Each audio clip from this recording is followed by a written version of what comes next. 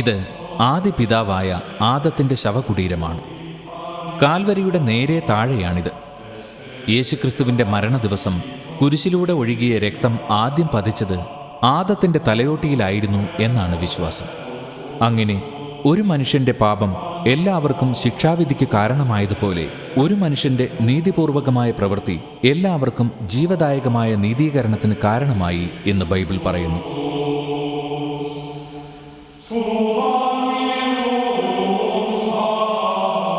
Constantine ചക്രവർത്തിയുടെ അമ്മയായ വിശുദ്ധ ഹെലേനയുടെ പേരിലുള്ള ചാപ്പലാണിത്.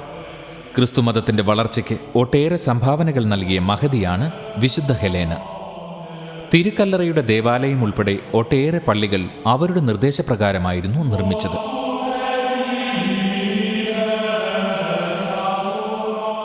വിശുദ്ധ ഹെലേനയുടെ നിർദ്ദേശപ്രകാരം നടത്തിയ തിരച്ചിലിൽ കർത്താവിനെ തറച്ച കുരിശ് കണ്ടെടുത്തത് ഇവിടെ നിന്നാണ്. ആ കുരിശിൽ തൊട്ട ഒട്ടേറെ പേരുടെ മാറാരോഗങ്ങൾ ശമിച്ചതായി സാക്ഷ്യപ്പെടുത്തിയിട്ടുണ്ട്. കർത്താവ് മരിച്ചപ്പോൾ ഉണ്ടായ ഭൂകമ്പത്തിൽ പിളർന്ന പാറയാണ് ഇത്.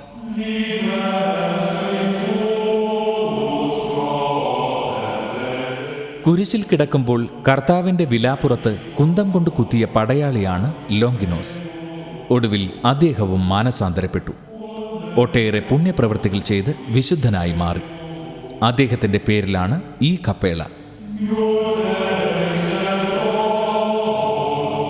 ഉയിർപ്പിന് ശേഷം കർത്താവ് ആദ്യം പ്രത്യക്ഷപ്പെട്ടത് മഗ്ദലേനയിലെ മേരിക്ക് മുന്നിലാണ്.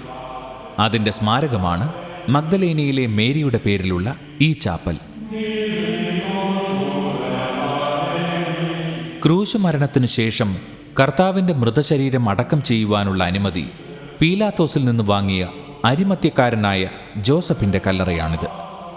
കർത്താവിൻ്റെ കല്ലറയ്ക്ക് തൊട്ടടുത്ത് തന്നെയാണിത്.